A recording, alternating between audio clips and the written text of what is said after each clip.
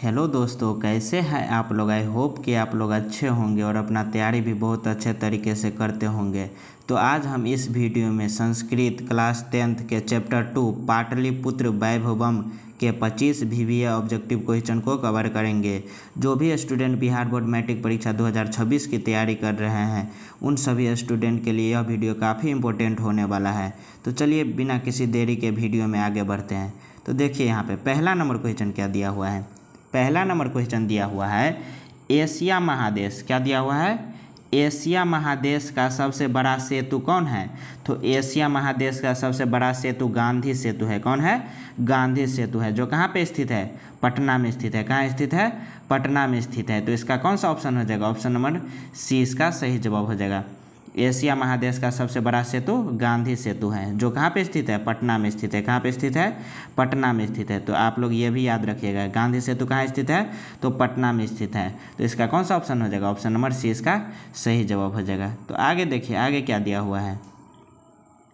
दूसरा number question देखिए, यूनान का राजदूत कौन है। तो यूनान का राजदूत कौन है, मेगास्थनीज है। कौन है, मेगास्थनीज है। तो इसका कौन सा ऑप्शन हो जाएगा, ऑप्शन नंबर ए इसका सही जवाब हो जाएगा। तो याद रखिएगा आप लोग कि यूनान का राजदूत मेगास्थनीज है। आगे देखिए आगे क्या दिया हुआ है, पाटलिपुत्र किस राज्य की राजधानी है। तो पाटलिपुत्र किस राज्य की राजधानी है, ये तो बहुत सिंपल सा क्वेश्चन हो गया। पाटलिपुत्र हमारे बिहार की राजधानी है। कहाँ का राजधानी है, बिहार का। तो इसका कौन सा ऑप्शन हो जाएगा, ऑप्शन नंबर ए इसका सही जवाब हो जाएगा। आगे देखिए आगे क्या दिया हुआ है, महावीर मंदिर कहाँ स्थित है। तो महावीर मंदिर हमारे पटना में स्थित है। कहाँ स्थित है, पटना में स्थित है। तो इसका कौन सा ऑप्शन हो जाएगा, ऑप्शन नंबर सी इसका सही जवाब हो जाएगा। महावीर मंदिर कहाँ स्थित है, पटना में स्थित है। तो याद रखिएगा आप लोग। आगे देखिए आगे क्या दिया हुआ है, आगे दिया हुआ है नगर की पालिका देवी कौन है। तो नगर की पालिका देवी पटन देवी है। कौन है, पटन देवी है, जो कहाँ पे स्थित है, पटना में स्थित है। कहाँ पे स्थित है, पटना में स्थित है। तो इसका कौन सा ऑप्शन हो जाएगा, ऑप्शन नंबर सी इसका सही जवाब हो जाएगा। तो याद रखिएगा आप लोग, नगर की पालिका देवी को क्या कहते हैं, पटन देवी कहते हैं। क्या कहते हैं, पटन देवी कहते हैं।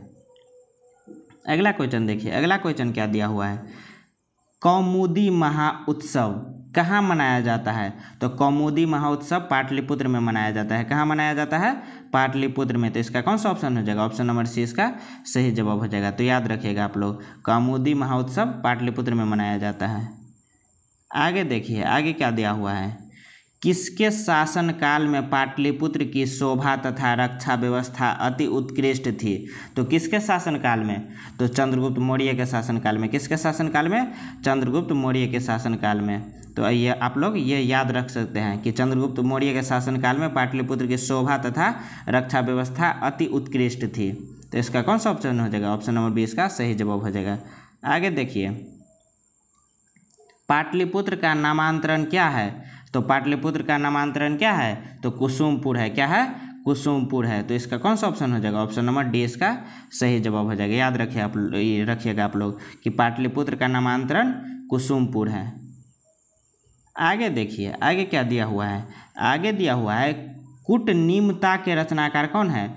तो कूटनीमता के रचनाकार कौन है, तो दामोदर गुप्त है। कौन है, दामोदर गुप्त है। तो आप लोग याद रखिएगा, कूटनीमता के रचनाकार दामोदर गुप्त। तो इसका कौन सा ऑप्शन हो जाएगा, ऑप्शन नंबर बी इसका सही जवाब हो जाएगा। आगे देखिए आगे क्या दिया हुआ है, चंद्रगुप्त किस वंश का संस्थापक था।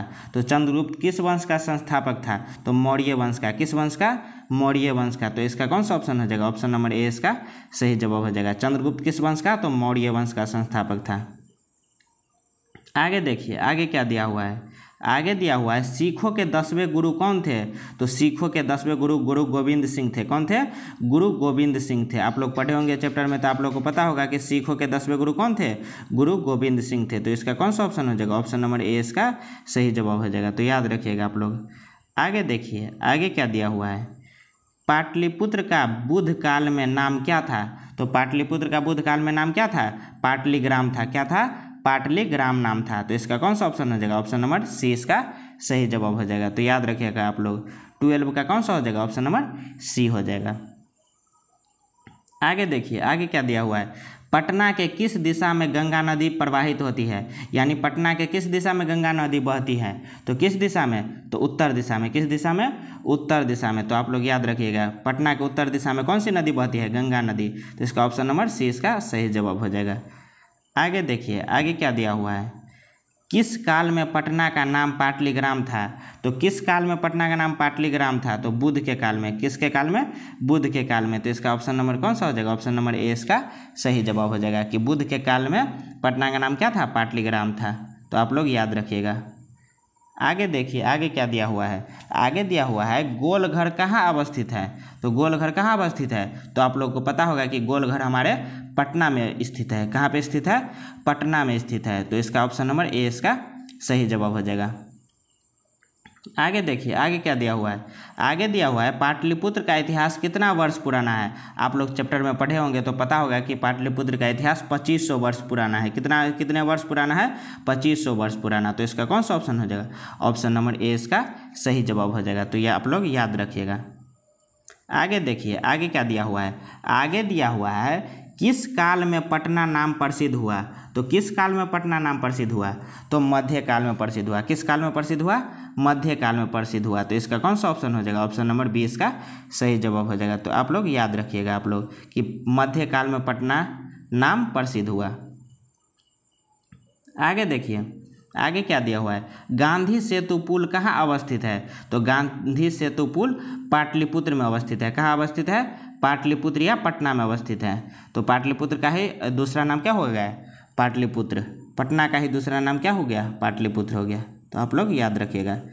तो गांधी सेतु पुल कहाँ अवस्थित है, पटना में स्थित है। आगे देखिए, आगे क्या दिया हुआ है, पटना शब्द की किस शब्द से उत्पत्ति हुई है, पटना शब्द की उत्पत्ति किस शब्द से हुई है, तो किस शब्द से हुई है, पतनाथ शब्द से। किस शब्द से, पतनाथ शब्द से। तो इसका कौन सा ऑप्शन हो जाएगा, ऑप्शन नंबर सी इसका सही जवाब हो जाएगा। तो आप लोग याद रखिएगा। आगे देखिए, आगे क्या दिया हुआ है, आगे दिया हुआ है पाटलिपुत्र में किस महापुरुष की जन्मस्थलीय है, तो पाटलिपुत्र में किस महापुरुष की जन्मस्थलीय है, तो गुरु गोविंद सिंह की है। किसकी है, गुरु गोविंद सिंह के। तो इसका कौन सा ऑप्शन हो जाएगा, ऑप्शन नंबर सी इसका सही जवाब हो जाएगा। तो आप लोग याद रखिएगा। आगे देखिए, आगे क्या दिया हुआ है, पाटलिपुत्र वैभवम पाठे कस्य नगरस्य वर्णनम अस्ति, यानी पाटलिपुत्र वैभवम पाठ में कौन से नगर का वर्णन किया गया है, तो कौन से नगर का, पाटलिपुत्र का। किसका, पाटलिपुत्र का। तो इसका कौन सा ऑप्शन हो जाएगा, ऑप्शन नंबर डी इसका सही जवाब हो जाएगा। तो आप लोग याद रखिएगा। आगे देखिए, आगे है कूटनीतम काव्य रचनाकारक क, यानी कूटनीतम काव्य का रचनाकार कौन है, तो कूटनीतम काव्य का रचनाकार कौन है, दामोदर गुप्त है। कौन है, दामोदर गुप्त है। तो इसका कौन सा ऑप्शन हो जाएगा, ऑप्शन नंबर बी इसका सही जवाब हो जाएगा।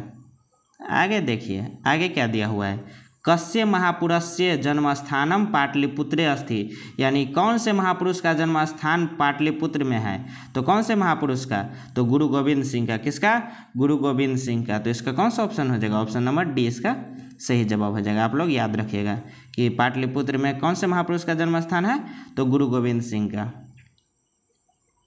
आगे देखिए, आगे क्या दिया हुआ है, काव्य मीमांसा नामक ग्रंथ क अलिखत, यानी काव्य मीमांसा नामक ग्रंथ कौन लिखा है, तो कौन लिखा है काव्य मीमांसा नामक ग्रंथ, तो राजशेखर लिखा है। कौन लिखा है, राजशेखर लिखा है। तो इसका कौन सा ऑप्शन हो जाएगा, ऑप्शन नंबर ए इसका सही जवाब हो जाएगा। आप लोग याद रखिएगा, बहुत VVI क्वेश्चन है, तो आप लोग ये वाला क्वेश्चन याद रख सकते हैं।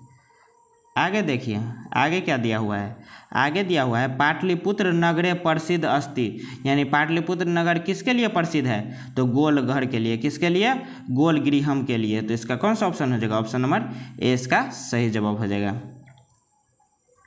आगे देखिए, आगे क्या दिया हुआ है, पाटलिपुत्र किस नदी के किनारे स्थित है, तो पाटलिपुत्र किस नदी के किनारे स्थित है, तो गंगा नदी के किनारे स्थित है। किस नदी के किनारे स्थित है, गंगा नदी के किनारे। तो इसका कौन सा ऑप्शन हो जाएगा, ऑप्शन नंबर ए इसका सही जवाब हो जाएगा। आप लोग को पता होगा कि पाटलिपुत्र गंगा नदी के किनारे स्थित है। तो ये रहा आप लोग का 26 VVI ऑब्जेक्टिव क्वेश्चन।